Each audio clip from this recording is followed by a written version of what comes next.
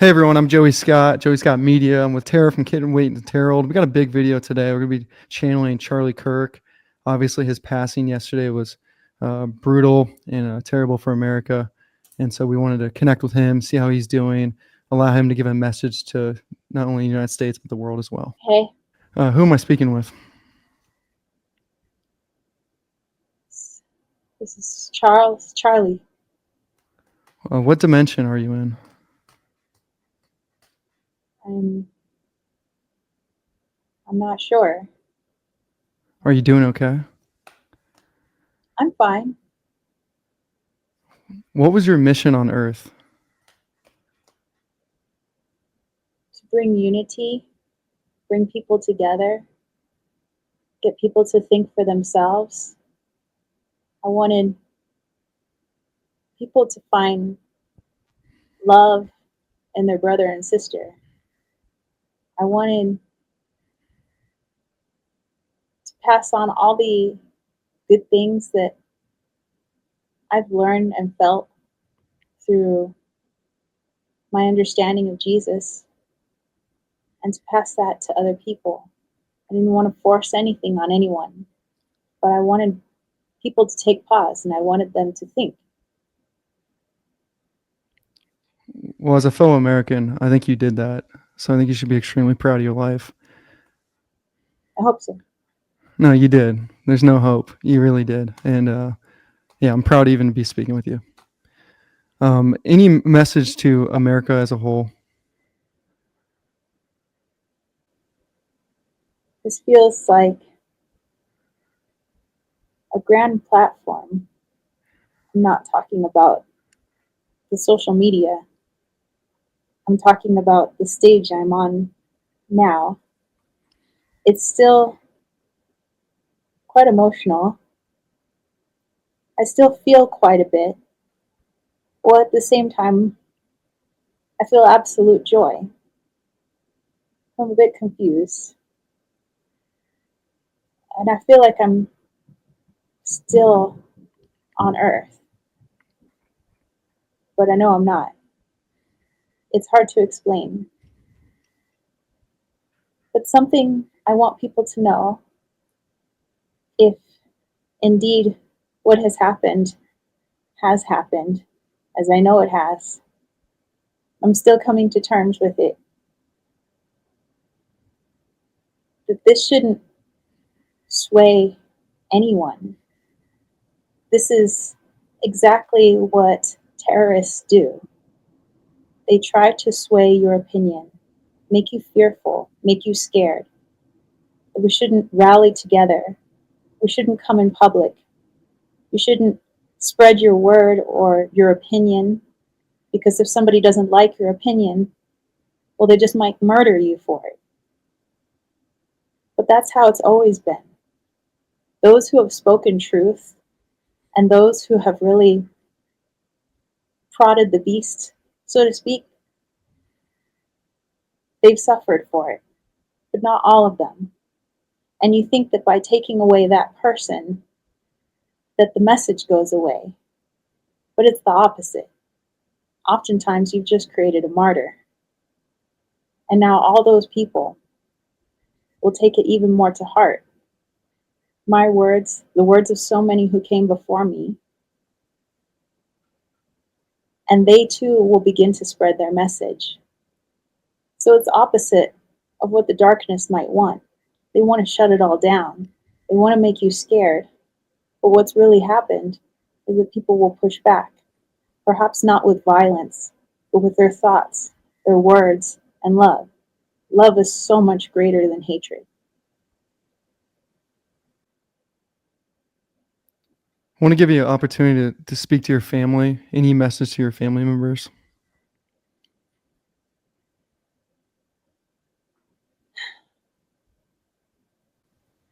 I know that my wife and I didn't have the decades and decades that we wanted to have together. But that doesn't mean that I'm not going to be right next to her every step of the way until the day she joins me here. my children too. And I know it's going to be difficult, but I'm still right here. And I know that they have a lot of support from our family, both sides. I know that they have a lot of support from our friends and friends that we don't know yet, those that have met us through social media and campaigns and such. But I know that they're going to be okay, and that this event is going to change them, but for the better. It may not seem like that now, but what my wife is going to do in the future is going to be good for the people, good for our children, good for our families. What my children grow up to do someday, perhaps not when they're little kids, but when they become teenagers and in their 20s, they're going to do more than I could have ever hoped. And it's all because I passed away. So I guess you could see the silver lining in it for now. Powerful. I know you're a big Christian, diehard Jesus Christ follower. Have you met Jesus yet? Yes, but I'm waiting I'm waiting to speak to him again. It was it was it's hard to explain. I I felt something like if somebody slapped you really hard and it's like you lose your sensibilities for just a moment. It felt like that. Like I got slapped really hard. And the next thing I knew, I was what felt like I was in a dream, like in a fog. And then I wasn't in a fog anymore. And all I could hear was this voice. And I felt this light. And it felt like the voice of my father. I thought it would be different, I suppose. I had different ideas of how it would go. I don't really contemplate my death on a daily basis. So I guess I wasn't too clear on the picture. But it sounded like my actual father. But I knew it wasn't him, couldn't be him. And this light I felt safe. I felt like I was home. And I knew it to be Jesus. And there were no words. It was, I just felt this embrace of light, not really with arms or hands, but with light. And I knew that I would have to meet with him again. But for now, I'm in this place of waiting. I don't really see anyone else. It's just me and contemplating things. And I guess we have to make appointments here. I'm not really sure. But I'm going to see him again soon. He will get back to me. I'm just waiting at the moment. Yeah, I can't wait for you to meet him again because from my experiences, he's hilarious, amazing, great sense of humor all the way around, and an incredible person and being, top to bottom. I'm sure we'll get to that. Yeah, you hang out with him, trust me. You'll. His sense of humor is you don't see it coming, but it is absolutely hilarious. Well, I think he's allowing me time Yeah, to exactly. comprehend everything. And I know it's a little bit different here, but it's like getting your affairs in order, what you would like to do moving forward. It's kind of how I feel. It's not that I've been told this, you just kind of feel this Hmm. about what I would like to do with my family, all of them, what I would like to do here, what do I want to do moving forward, basically, what job I want to take, I suppose. But I'm just feeling into it. I'm kind of going over my whole life, which is interesting to see. your thoughts are in front of you. They're not inside your head. So the moment I think of my wife, it's like she's standing there, but I know it's not her. It's my memory that's standing in front of me. It's interesting. So this place, I guess that's why we don't have distractions of other people, because when you sit here, all of your thoughts become reality in front of you. And this is how I suppose I'm working through my life, figuring out what I want to do next. And I appreciate this time that Jesus has given me, because it is overwhelming. Do you feel that you've removed your ego yet? I'm not sure because I still feel like me. Yeah, I still feel like you feel like, yeah, I agree. I feel like I'm talking to you as if you were on Earth right now.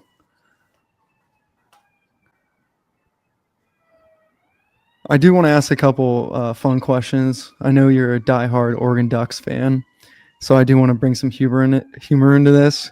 Um, I Please. saw I saw Clay Travis, obviously a huge fan and a friend of yours, was on Fox News yesterday, and I know you guys texted.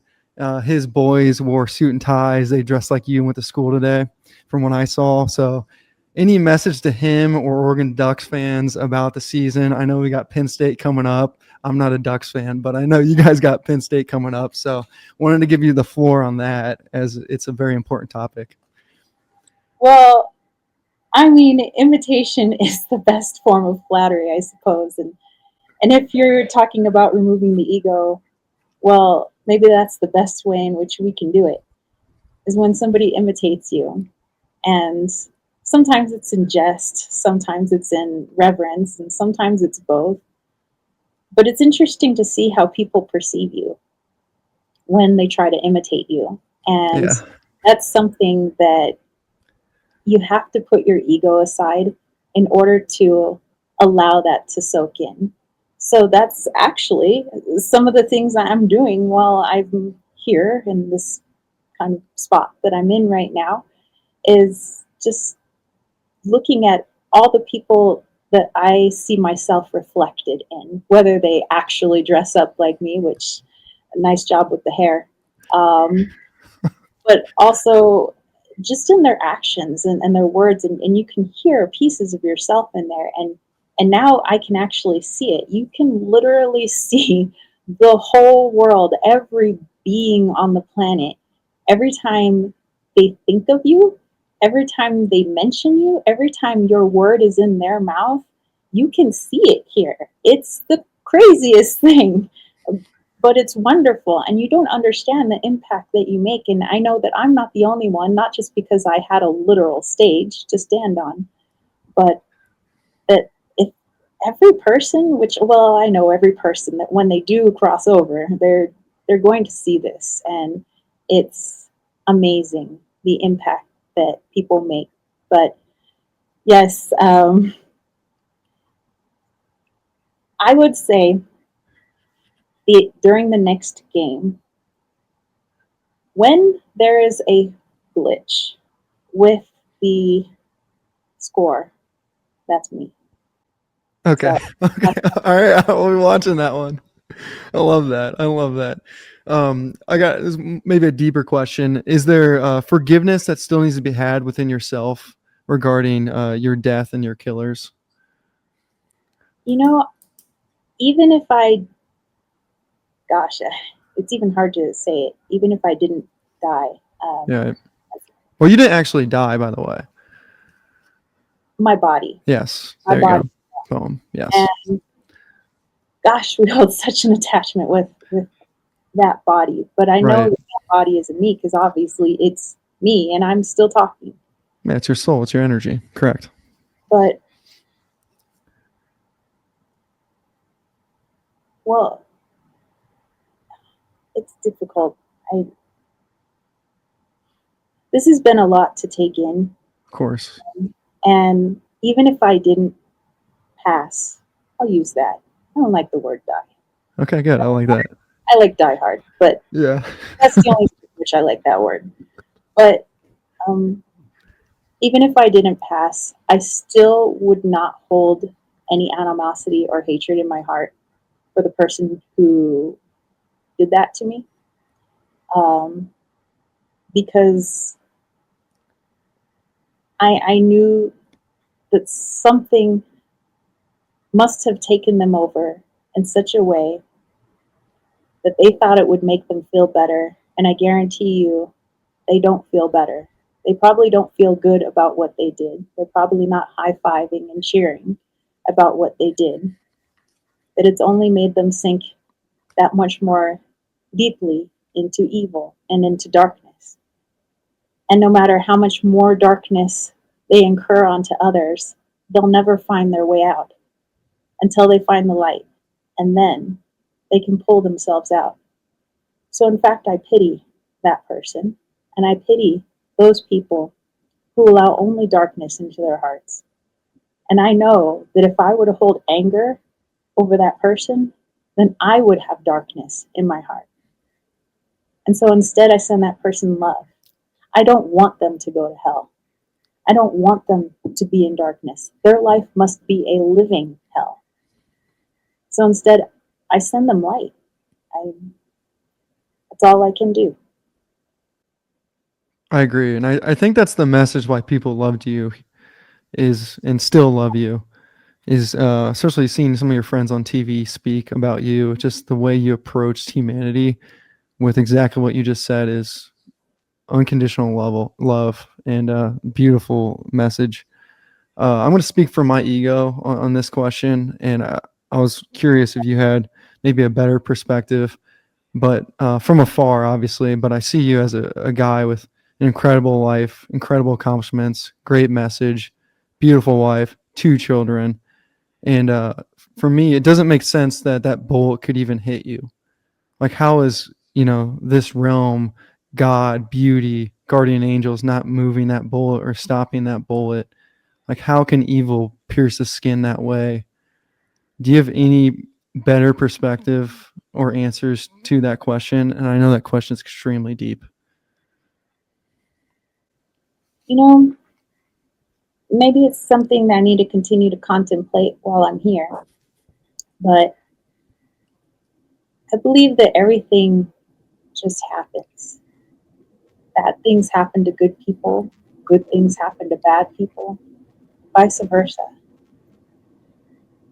And so it's not that I'm so grand or so holy. I'm just a man. I was. And I just followed what was in my heart. And it doesn't matter if I died now or I died when I was older. All that matters is the people that I have touched and hoping that they can do something with my message. I'm not saying become a repeater of everything that I've said, but if they can turn that into something that they can utilize in their life and make it a piece of their own, then I don't die. I'm eternal. That's how people live on. Yes, the soul is eternal, but if you want to be immortal on earth, then do some good. Speak out, speak your message, help someone, open a door. You don't have to have this grand platform. And when something like this happens, where a lot of people witness your death, which doesn't happen for a whole lot of people, or you get an audience, then there's even a plan in that. Now, I don't know everybody's individual plan and what they're going to do with it, but I know it's going to change people on some level, whether they knew me or not, liked me or not. It's going to change people in a way. And if it changes people for the better and it makes the world that you live in a better place, then my death is not in vain. And any person who you deem good, who's been assassinated, who's been wrongfully murdered, well, then they've never died. Their message lives on. And you can't kill that. No amount of bullets can kill that. And that's what evil doesn't understand. It thinks you can kill light with violence. You can't. You only make it brighter. Uh, fun question, and then I'm going to give you the final word. What was your favorite? What's your favorite food, and where to eat? I'm kind of embarrassed because it's not fancy. No, it's good. I mean, hit me with it. Buffalo wings, but not too hot. I don't like. Okay. Where at though? Where are you going? You know, the best buffalo wings I've ever had have been in dive bars and seedy parts of like Philadelphia and a lot of places on the East Coast.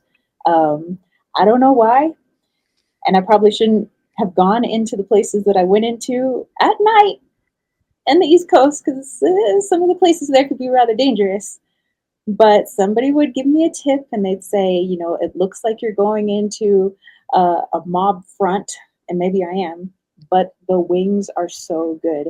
So there's this place, I don't even know the name, but if you ever find yourself in Philly and you're off of 54th Street near downtown, there's Okay. this spot. It has a sign above it. It looks like it's somebody's house. It has "Keep out, beware of guard dog." It's a restaurant. It's not a real house. It's a restaurant. There's a fence in front of it, and only the locals know about it. And it was a local who showed me. Actually, it was somebody who had watched me on YouTube, and um, they took me there. But I probably wouldn't have gone there on my own. And then I felt bad because I was like, well, you know, I shouldn't. Well, all the things, you know, that I shouldn't feel bad around certain people, and but it was great. The hospitality was wonderful. I enjoyed myself. Hot wings, lots of honey, I but love not. that. I was hoping you're going to give Chicago a shout out though, because you're just in Wrigley, and that's one of my favorite places. But I love that. Chicago's not too bad. Very, no, it's a bit too much wind for me. Okay. I will agree. I everybody says the pizza, and it doesn't matter what type of pizza you get, that it's the pizza that's good. I would say that it's actually the sandwiches, but pizza's good too. Okay. All right. I love that. Yeah. Closing remarks. I'll leave it up to you. I just want to say thank you for all you did for America. I think a lot of us Americans are feeling that yesterday and obviously today as well. And thanks for being here as well. Well, I thank you for talking to me. It's actually helped to, I guess, put my thoughts in order because I've just kind Of of been course. here. And I want to cut you off. I'm sorry. If you ever want to talk to me, you can always reach out to me. I'm always here. Duly noted. Um, Thank you. Um, I know that everybody's greatest question is always what lies beyond, you know, this existence, and I guess I can't speak for every person who's ever passed away, but I didn't feel pain.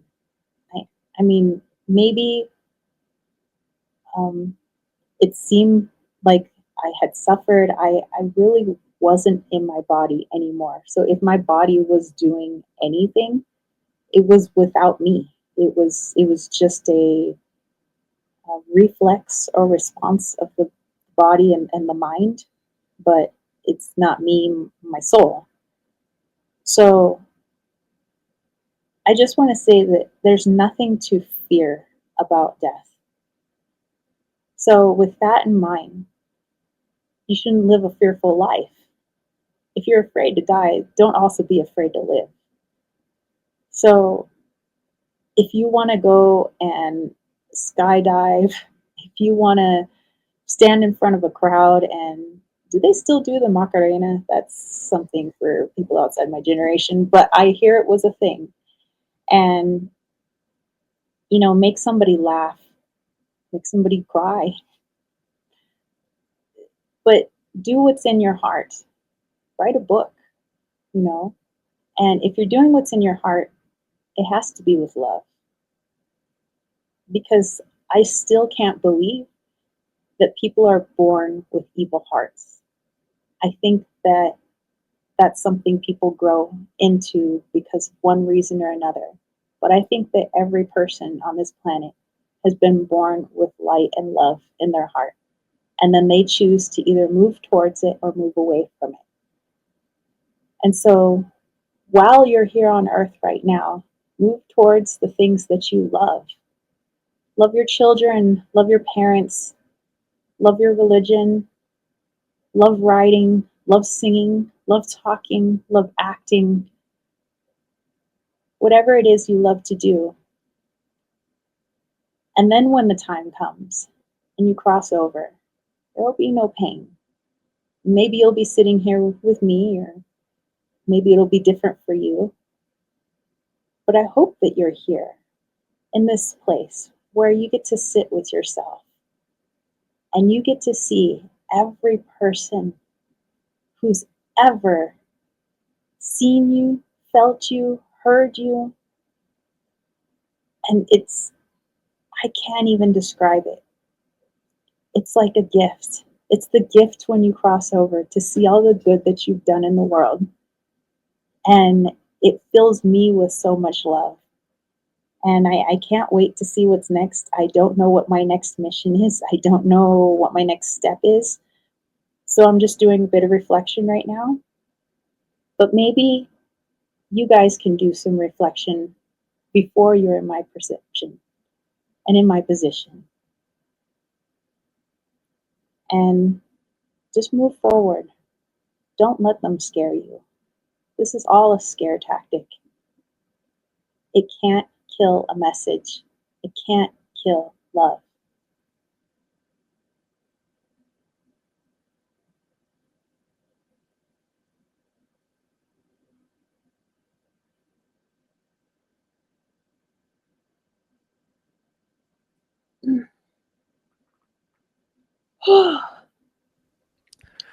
You back?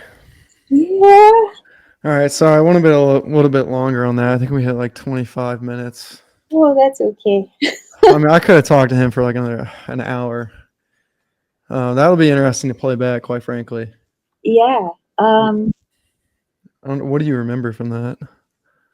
All I remember is what I could see. I don't remember what he was saying.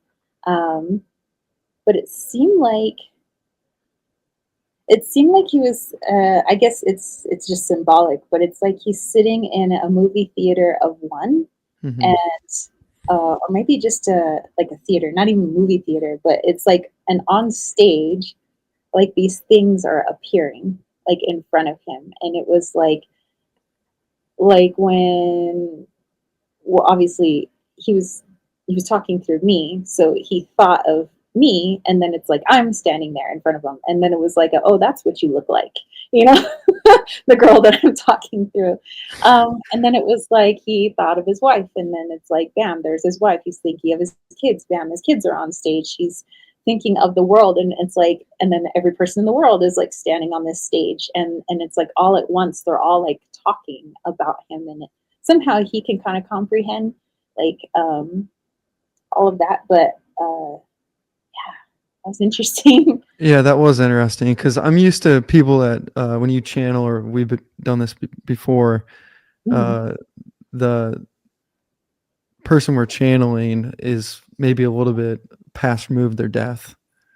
mhm, It seemed to be that he's essentially reflecting on his current life before he decides where he wants to go, mhm, and it was just interesting. That's why I did ask him a forgiveness question, because I was curious if that's mhm, like currently what he's working on. He did say he met Jesus briefly, mhm. and I found that to be pretty cool. I was telling him like you can't wait to meet him again because he's hilarious. Uh, It's such a good person, like, or being, I should say.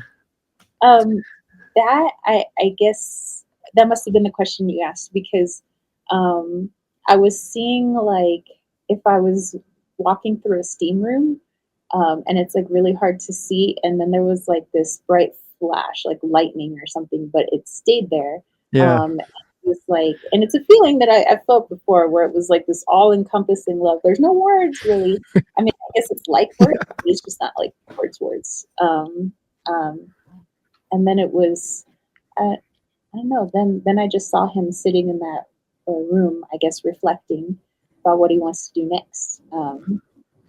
Hmm. yeah. I mean, I threw in a couple funny questions too, because I felt like I was essentially talking to like the human version of him. Um, there was one thing, I don't know if it came through or he just had it in his mind, and so I saw it too. Yeah. Um, he was showing like a Ducks mascot, Yes, um, I asked him about because he's a diehard Oregon Ducks football fan. but he's showing like water rolling off their back. Like that's why I like ducks.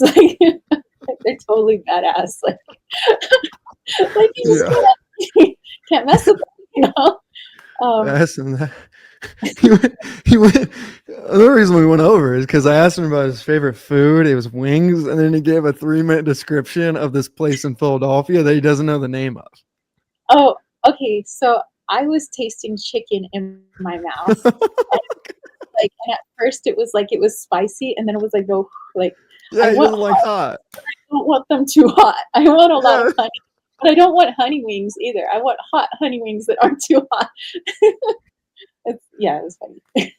But yeah, I mean, his message was beautiful, and yeah, I think that's an interesting spot because I don't think he was necessarily ready to die, is what I felt like. I don't know Yeah, if that's kind of your. I felt like he's maybe a little unprepared, like that he didn't expect that.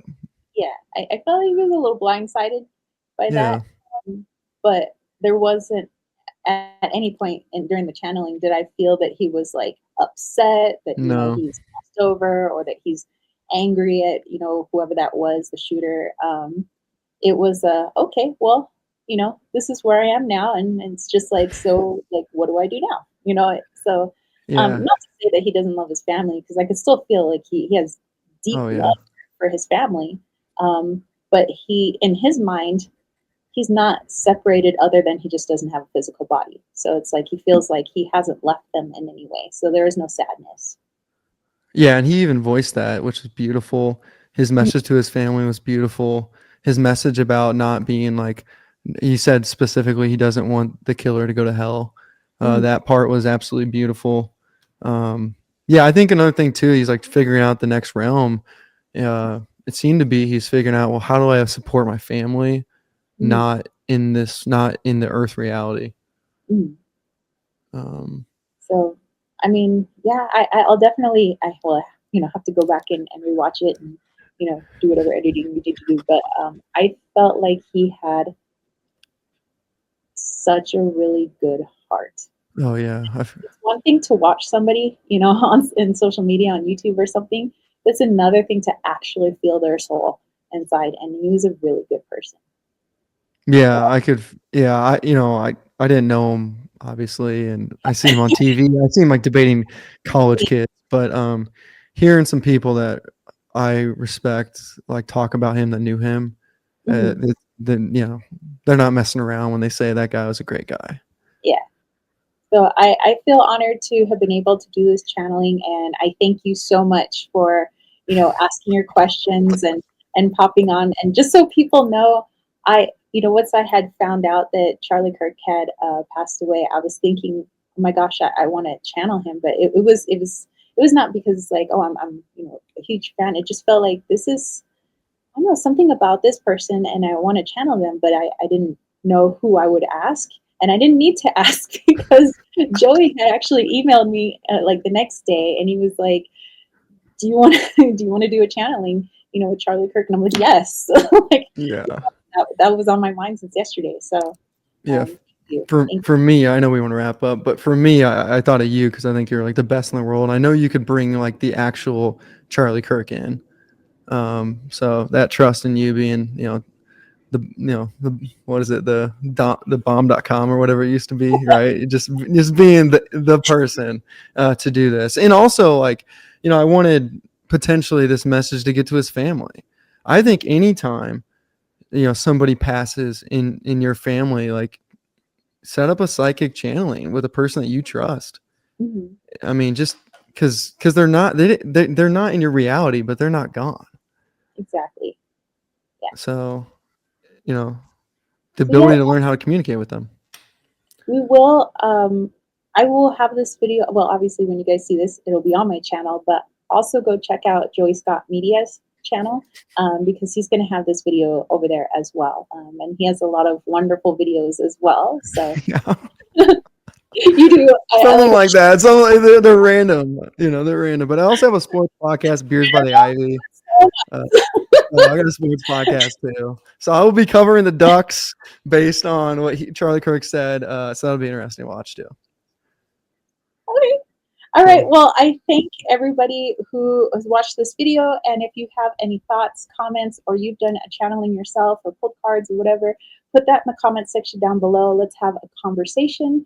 And if you would like to be a guest interviewer, like my friend Joey, or like all the previous guest interviewers that we've had, you just need to email me, Tara@kittensweightsandtarot.com. And let's do this. Let's do some topics. Let's ask some questions, and let's learn more about our lives here and our lives beyond, and grow our consciousness. So thank you, and thank you again to Joey. And I will catch everybody later. Peace, love, and chicken grease. Peace out. Bye, guys.